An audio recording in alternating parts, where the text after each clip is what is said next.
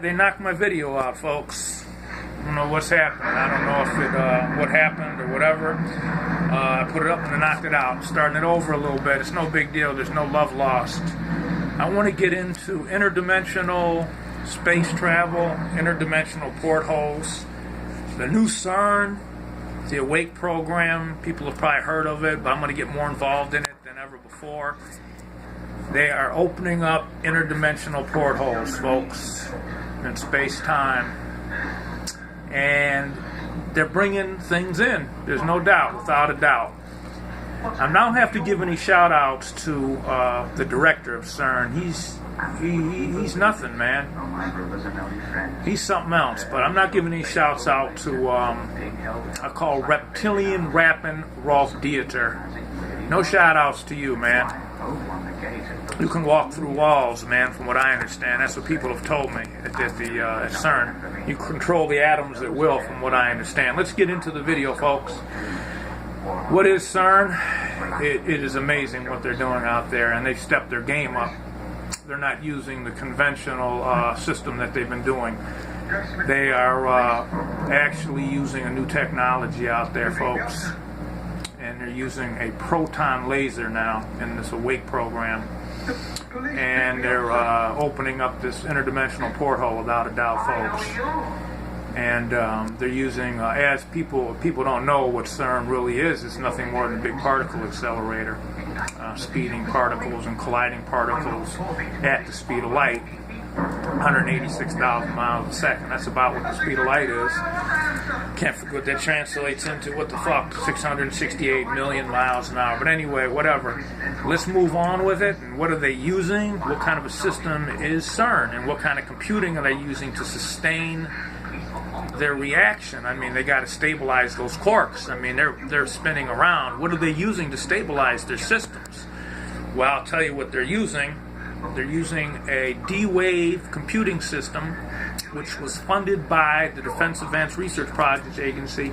They funded their program, and they went over budget with it, from what I understand. But DARPA pretty much took care of it for them. Okay? You see what I'm saying? DARPA took over for them. Now they went private. I wonder why. Well, anyway, let's get into what is quantum computing. Okay, it's real simple, folks. You don't need to be a rocket science to understand what they're doing. But this computer system that they're using is basically 100 million times faster than the regular computing systems. Okay, it's pretty fast. And using the ACQ chip that they're using in it, it's pretty amazing how fast this thing can compute, because it has to stabilize these quarks that are basically spinning around, and you got to stabilize them to sustain the reaction. They're using a I guess it's a 4-state qubit system. And what a 4-state qubit system is dealing with ones and zeros. That's all it is, basically. At a very fast level. So a 1 could be basically a 0, or a 0 could be a 1 initially. That's what it's doing. That's how that system works with it. But it's pretty damn fast.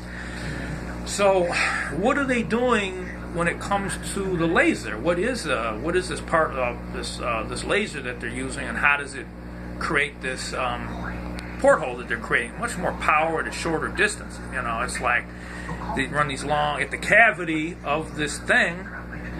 You have a cavity of the reactor source. The power is amazing what's at the cavity, how much is at the end of the cavity when it's done. But now it's even more power at a shorter distance. So they're using a proton laser. They're sending the proton laser, or the proton beam actually, is being sent through a plasma tunnel field. And that plasma tunnel field is actually creating a neutrino. These neutrinos don't have a charge at all, okay? And what that means is they can go through anything. So initially, in order for this to happen, to sustain this reaction, this thing is going through. It means it's interdimensional. It can go through space-time. It can open up anything if it has no barrier blocking it. Protons normally, or photons of light normally, get blocked by a barrier. They can't separate. they need to form 2 or 3 to get past the barrier for them to join. On the other side. When they join at the other side, everybody knows about physics. When they join, those 2 particles join on the other side of the barrier, they form a ripple or a distortion, or you can call it a refraction. It's causing some change there. So basically, that's what's happening. Well, anyway, they're opening up these portholes. They're using this technology. It's nothing. It's unbelievable. They're bringing in different dimensional things. They're coming in. Who knows what the fuck is coming in, but they're bringing it in, using this for sure. And like I said, these particles that they're using have no charge at all. They're chameleon neutrinos. Okay, that's the bottom line. And they're getting in and they're causing all kinds of disruptions. The whole magnetosphere of the Earth is being disrupted. The Earth is rotating funny now. It's got a wobble. It wasn't like this before. So everything is all fucked up with it.